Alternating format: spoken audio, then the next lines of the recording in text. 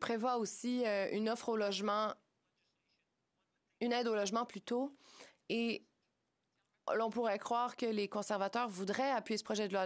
Honorable député de Kitchener-Centre, je suis ravie de voir que le parti au pouvoir est impatient d'adopter ce projet de loi pour aider la crise de logement. Mais le nouvel énoncé économique d'automne ne prévoit aucun nouveau financement pour l'initiative pour accélérer la construction de logements.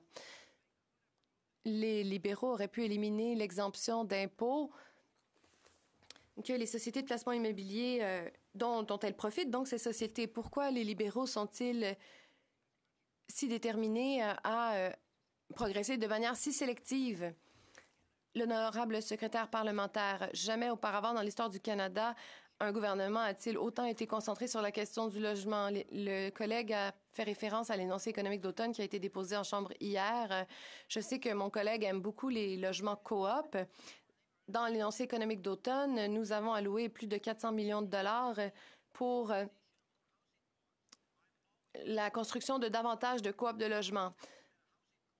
Une coop de logement est une forme merveilleuse de logement. Les gens ne sont pas locataires, mais plutôt résidents. C'est une énorme différence.